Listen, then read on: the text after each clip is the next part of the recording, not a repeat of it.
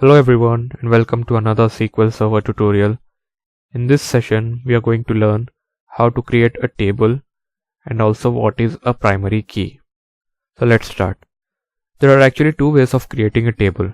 You can either create it graphically or by writing a query. So in this video, we are going to see how to create it graphically. So to create a table, select the database where you want to create the table. If I expand it, I can see there is something called tables under this. So right click on the tables folder and select table. So it will open the table creation window. So we have to define the column name, the data type of that column, and whether or not you want to allow null or not for that particular column. So let's say we are going to create an employee table. So an employee will have a unique ID, and let's set the ID as integer and will not allow null because every employee should have a unique ID. Then let's say we have the name of the employee and we'll give the data type as nvarchar, and the 50 within the brackets is the size of that particular field. Okay, so it can accommodate 50 characters and will not allow null because every employee will have a name. The third column, let's say we'll have an email column, and this will also be nvarchar 50. Let's not allow null. And the fourth column, let's say we have profession. The profession will select it as ID. We'll not give it as profession. We'll set it as profession ID, and we'll map it to some other table from where we'll get the profession name. Okay, so we'll have the profession ID here, and let's allow null for this for the time being. Okay, and let's set the ID column as the primary key. So primary key is very helpful in uniquely identifying each row of a table. Okay, so in every table, if you want to assign a primary key, it will ensure that that particular field is unique in identifying the rows of that particular table. So to set a particular field as a primary key, right click on that field and select set as primary key. So a symbol will appear of a golden key. Okay, so this is how you set a primary key for a table.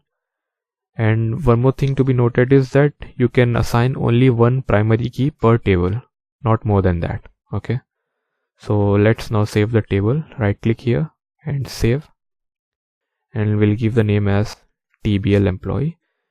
The prefix should be given as TBL so that it will be helpful in identifying whether it is a table or any other database object. So let's click OK. So we have created a table successfully. If you want to see, expand the tables folder. Now right click on the tables and click on refresh. The table is appearing now. And we can also check where that key is within that table. If you expand the table, there is a column folder. Here you can see the primary key, TBL employee. So PK stands for primary key. Okay. So now that we have created a table, let's enter some sample data. So to enter some data, there are two ways again. You can either do it graphically or by writing a query. So let's do it graphically. Right click on the table and select edit top 200 rows. So it will open a window where you can enter the data directly. So we'll give the ID first. Let's say 1. We'll give the name. Let's say Bruce. And we'll give the email as bruce@bat.com. And profession will give as 101 because we are mapping it to some other table in a later session. Okay. Then let's give another record. I'll name it as Clark at soup.com, and we'll give it as 102, or let us keep it as null for the time being. Okay. See, it's telling me that it did not recognize the data. Since I have left this particular column empty, it's not taking it. Okay, so you'll have to make sure Either you enter a data or you set it as null. Okay, now if I click it, yeah, it's accepting that. Since we have defined the data type as integer, it can either accept an integer value, or since we have set it to accept null values, so we can also set it to null. Okay, so now we have entered some sample data. Let's close this. If you want to see it, just right click on the table and select top 1000 rows.